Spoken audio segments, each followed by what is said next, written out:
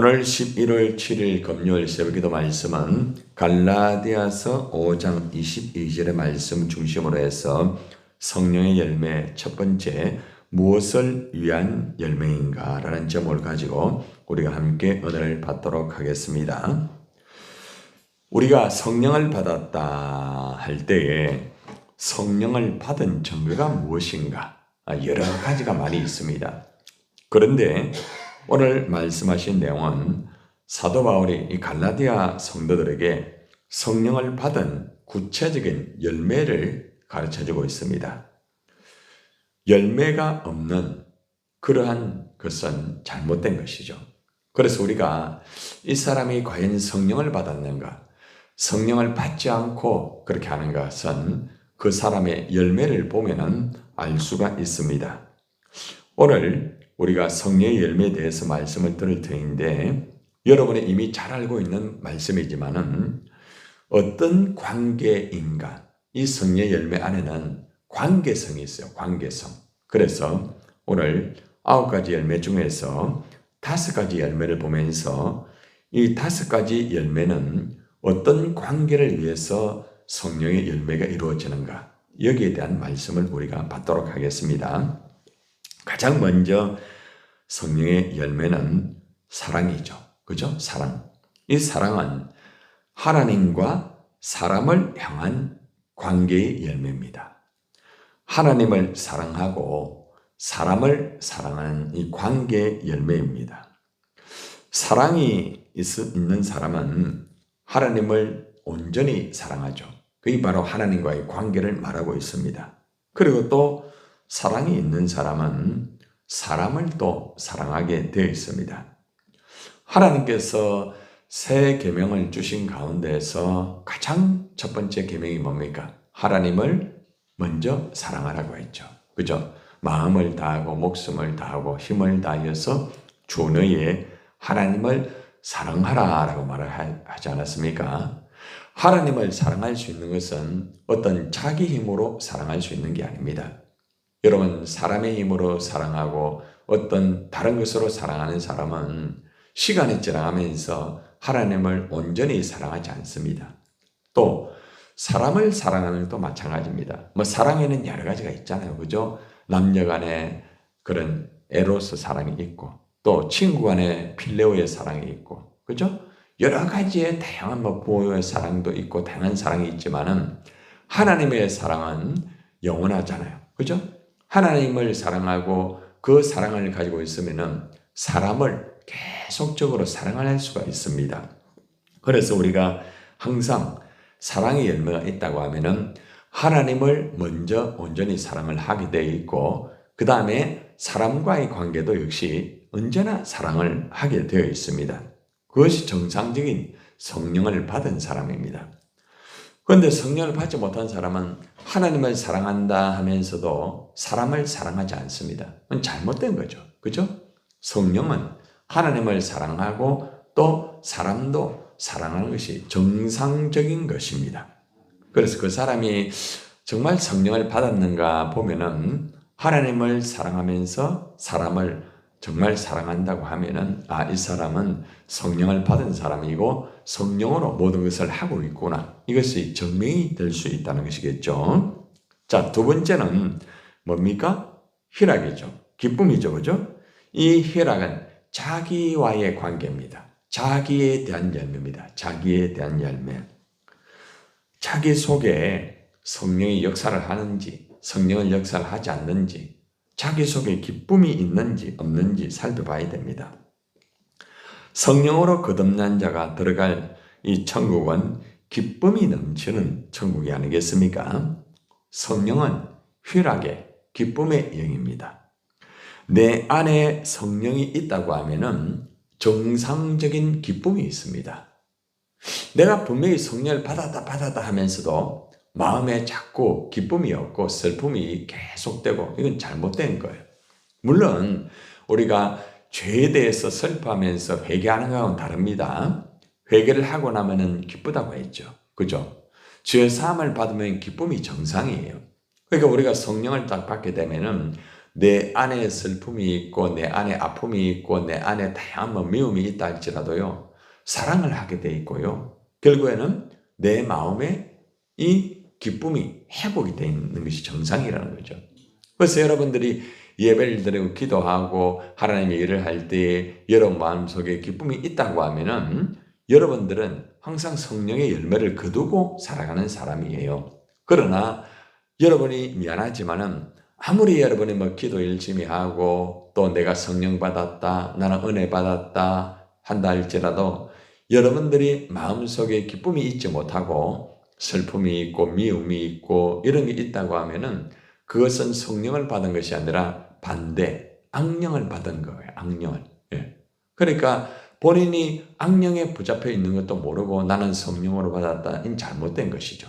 그 사람의 열매를 보면은 이 사람은 지금 잘못됐구나. 이걸 분명히 알 수가 있잖아요. 그러니까 그러한 것들을 말씀을 통하여서 바르게 깨닫고 말씀을 통하여서 바르게 알아야지 그걸 바르게 깨닫지 못하는 사람은 결국에는 사탄에게 붙잡혀서 무너질 수밖에 없는 그런 인생이 될 수밖에 없다는 것입니다. 그래서 항상 내 안에 기쁨이 있다는 것은 내 안에 뭐가 있다는 거예요? 성령이 거하는 것이다. 이게 입증이 되는 것이죠. 그죠?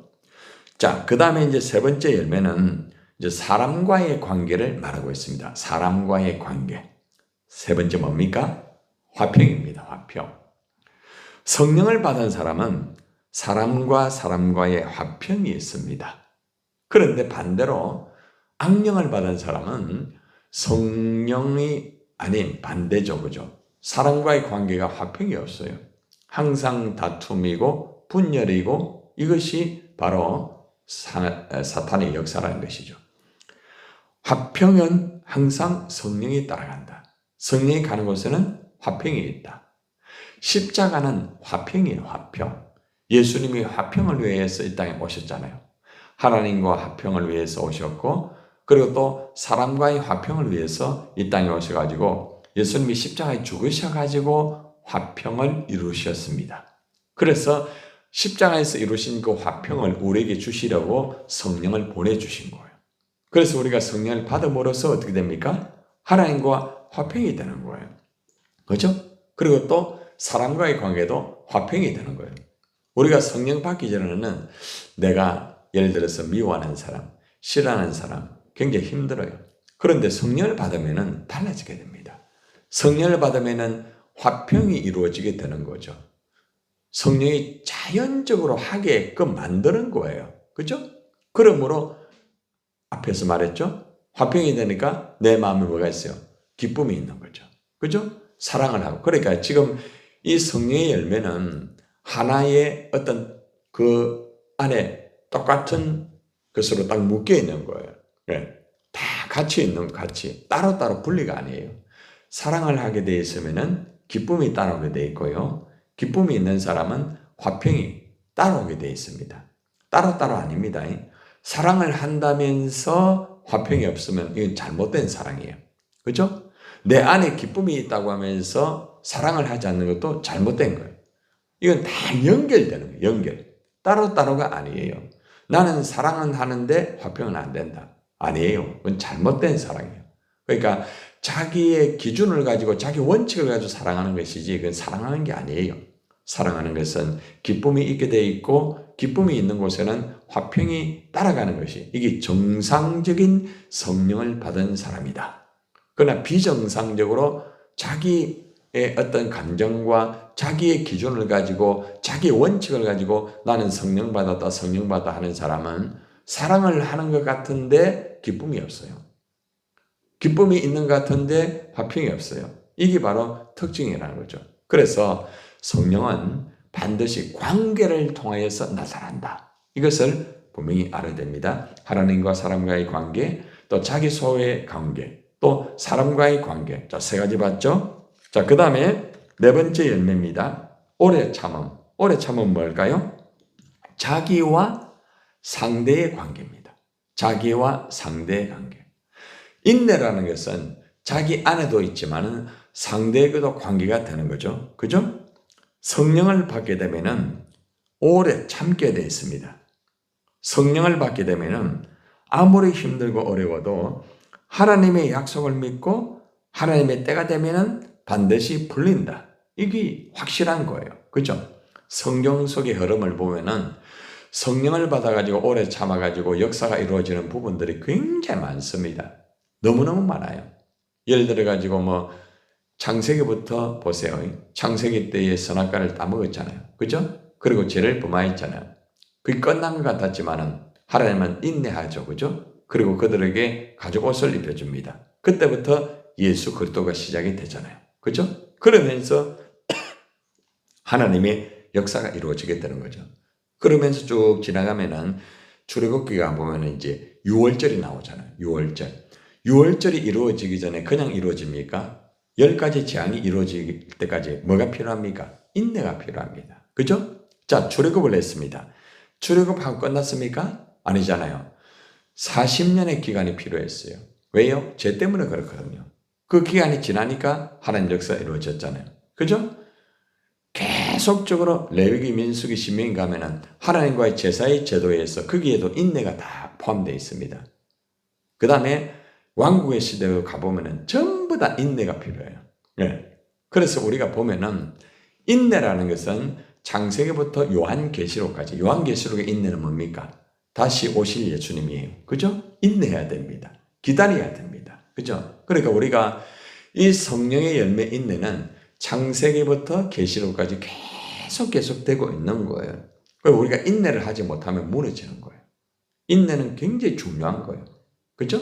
우리가 사랑을 하더라도 인내가 필요해요? 필요 안 해요? 필요하죠. 그죠?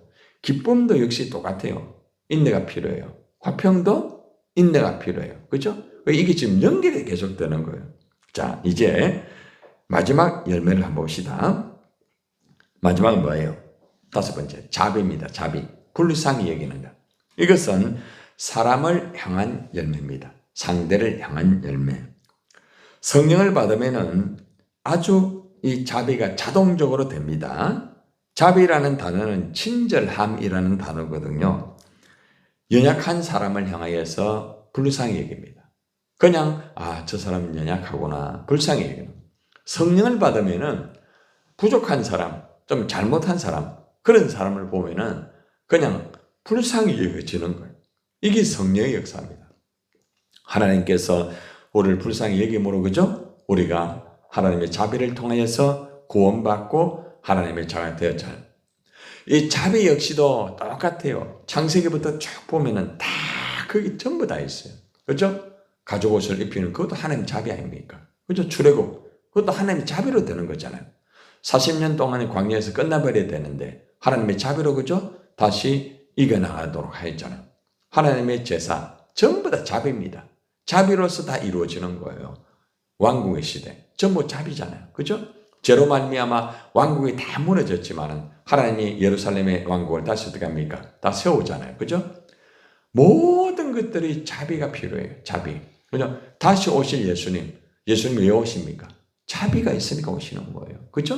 그러니까 우리가 여기에서 성령의 열매를 성경과 맞추어서 체크를 해보면은 이 오늘 제가 말씀을 드렸던 사랑, 희락, 화평, 오래 참음, 자비는 성경 속의 창세기부터 계시록까지 똑같이 가져가고 있어요.